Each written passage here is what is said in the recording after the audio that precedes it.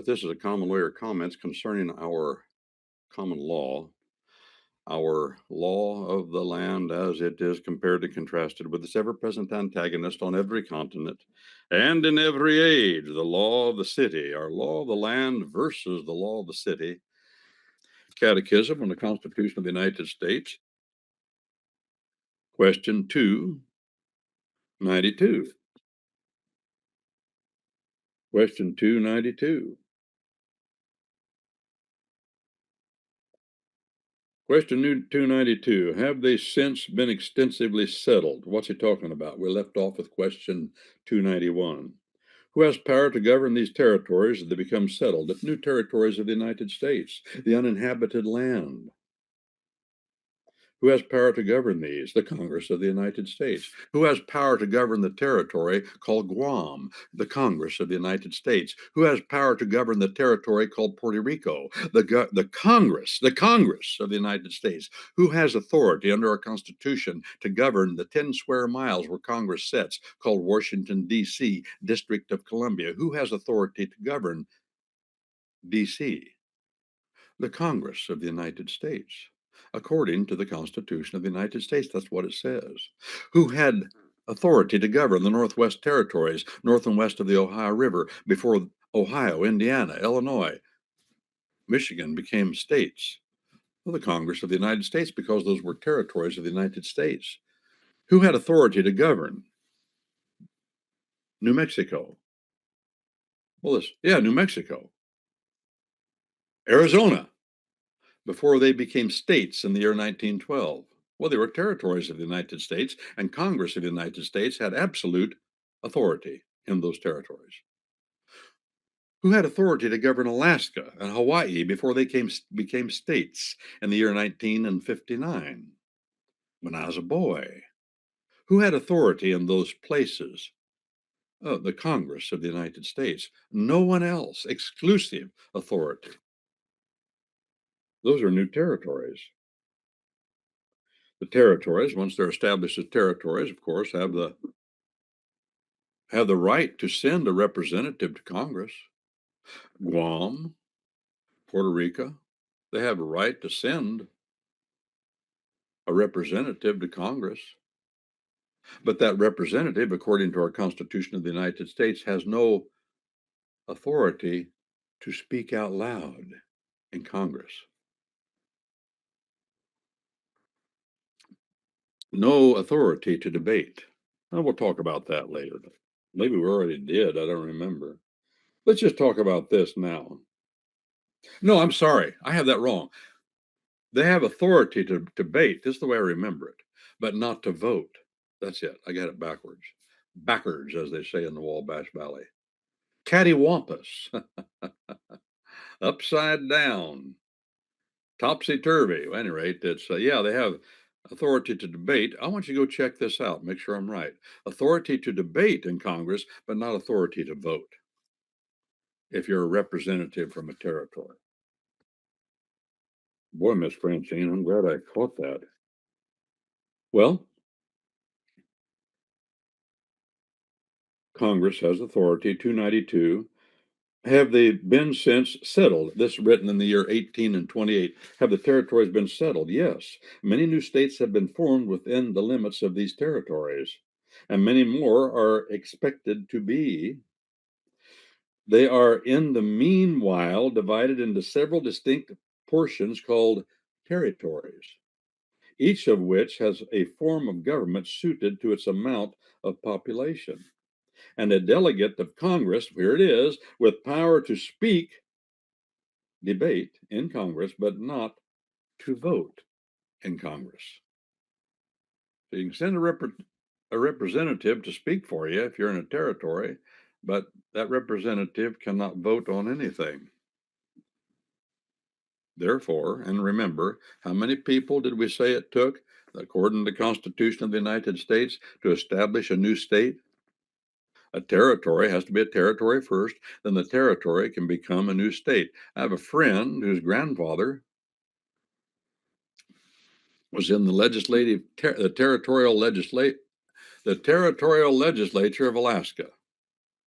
I have a friend whose grandfather was a member of the territorial legislature of Alaska before Alaska became a state in 1959. At that time, Alaska had sent a representative to Congress.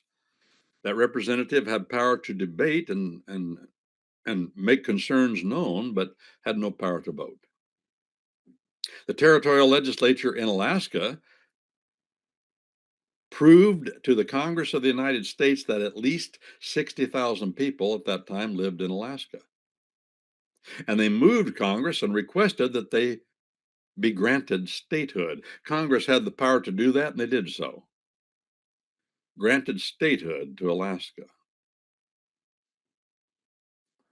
Then Alaska had authority to send a representative to the United States senator to the U.S. Senate and a representative to the United States Congress with the power both of debate and a vote.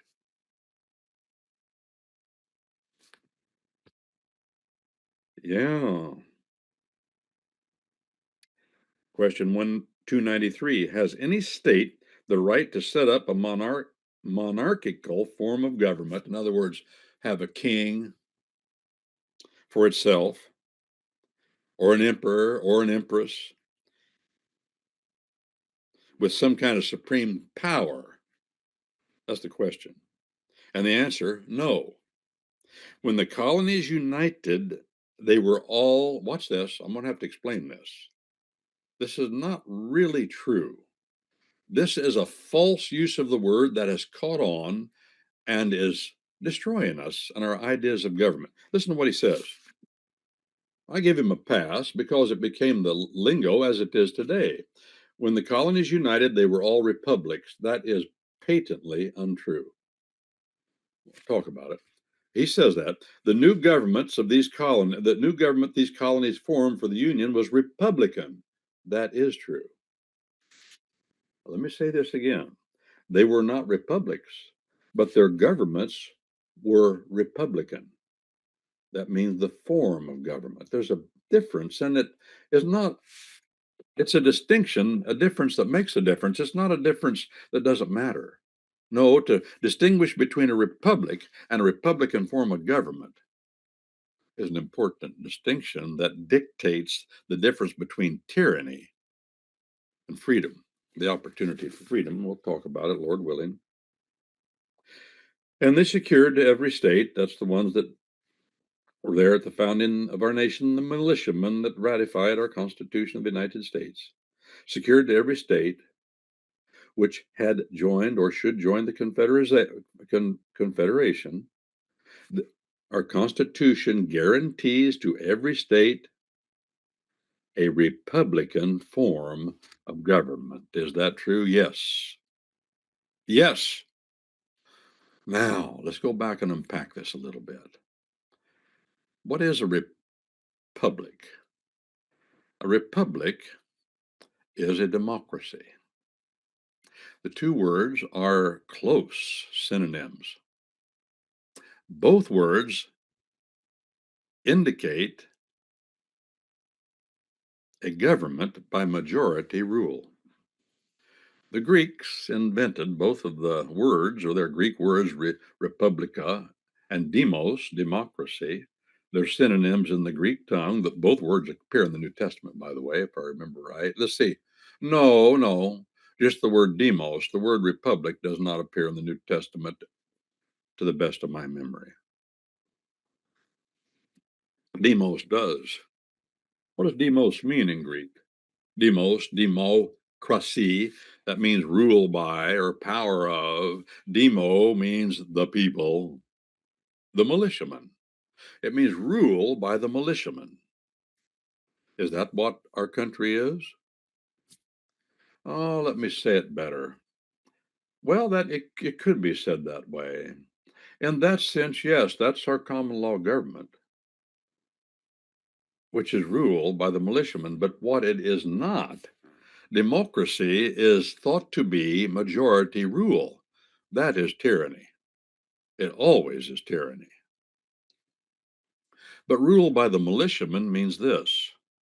They're willing to serve on the jury and they're willing to take up arms. And if they serve on the jury, there's no majority has anything to do with that. It's either 12 or nothing. And if all 12 don't agree, it's nothing. It has to be unanimity, total agreement, 12. And that is not of the whole body of militiamen, that's just of a representative sample.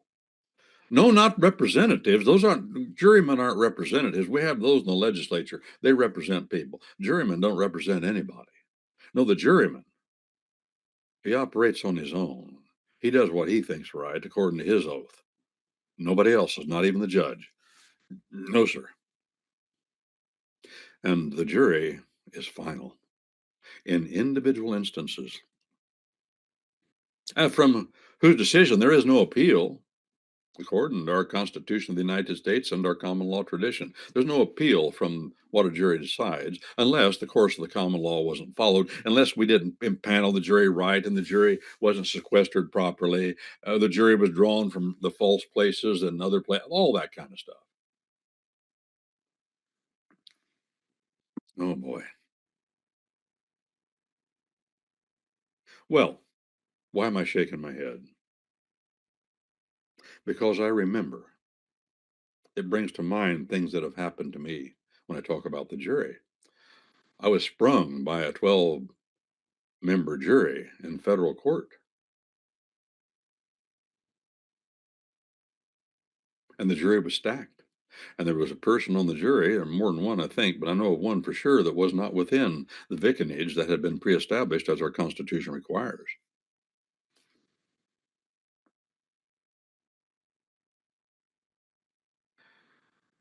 Just makes me hang my head. But when you're under that kind of pressure, you try to notice all the things that are going wrong, but the government does many things wrong when they prosecute people, and it's just impossible to catch them all. You're just trying to stop the madness. Government is like fire, a dangerous friend and a fearful enemy.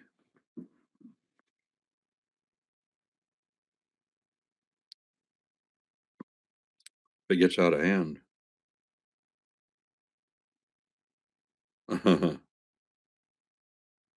Oh, well, at any rate, republic. So a republic and a democracy to the Greeks, they're the ones that invented the idea. Read, for example, Plato, you heard of him. Plato, a sex pervert from way back when, a Greek philosopher and sex pervert, just like Aristotle. Plato wrote a book called Republic, and he described what a republic is. Not pretty, very ugly, a lot of tyranny, no family, total state, total government, total control. Why? Well, based on the majority principle. If a legislature, for example, the majority of a legislature is sovereign, you're under tyranny. We found that out here in America. Yeah, yeah. After the revolution, I think Pennsylvania and some others said, wow, we're free now. The King of England will have true democracy and the people will rule. But they went crazy. And they said the legislature and the state is absolutely sovereign and you can't question them. Well, they found out real quick what Algernon Sidney found out. Remember, Algernon Sidney, the fellow that was got his head chopped off on the 7th of December in the year 1683. He called himself a Republican. England was struggling. Parliament, the legislative branch, went to war against the executive branch.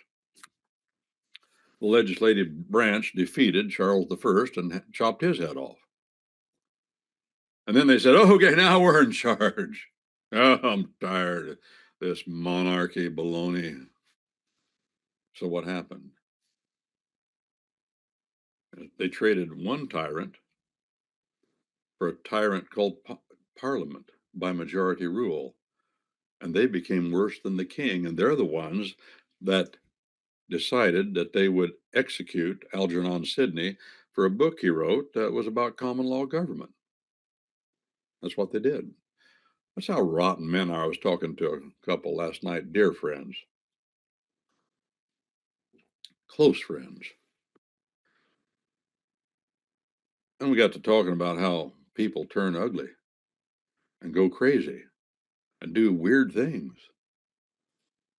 And I said, yeah, just like me and you. And I could tell that perplexed my friends very much.